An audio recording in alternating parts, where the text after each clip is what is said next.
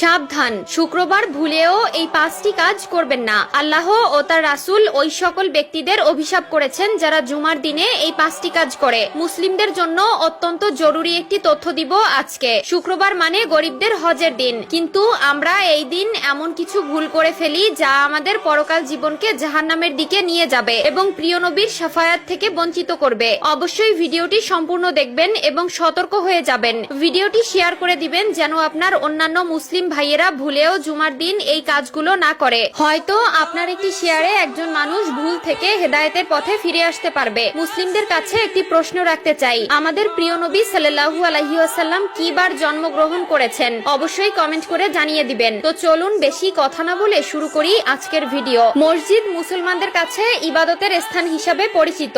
এরপরও আমরা মসজিদে এমন কিছু কাজ করে থাকি যা মসজিদের পবিত্রতা নষ্ট করে। তাই মসজিদের পবিত্রতা রক্ষার জন্য কোরআন হাদিসে নিষিদ্ধ বিষয়ের উপর লক্ষ্য রাখা উচিত। 1 নম্বরে কোনো নামাজি অন্য নামাজিকে উঠিয়ে দিয়ে বসা যাবে না। রুদ্দুল মুখতার 630। মসজিদের ভেতরে প্রতি ওয়াক্ত নামাজ একই স্থানে আদায় করার জন্য কোনো লোক নির্দিষ্ট জায়গা রাখতে পারবে না। 2 নম্বরে রয়েছে মসজিদে হারানো বস্তু তালাশ করা যাবে না, কারণ মসজিদে দ্বীনের কথা বা কাজ ব্যতীত অন্য কোনো কথা বা কাজ করা নিষেধ। মিশকাত শরীফ 654। হযরত আবু হুরায়রা রাদিয়াল্লাহু তাআলা আনহু হতে বর্ণিত, রাসূলুল্লাহ সাল্লাল্লাহু আলাইহি ওয়াসাল্লাম বলেন, তোমাদের কেউ যদি মসজিদে হারানো বিজ্ঞপ্তি দিতে শুনে তাহলে সে যেন বলে, আল্লাহ তোমাকে ওই জিনিস ফিরিয়ে না দিক, কেননা মসজিদ এই সকল কাজের জন্য নির্মাণ করা হয়নি। মুসলিম শরীফ 568।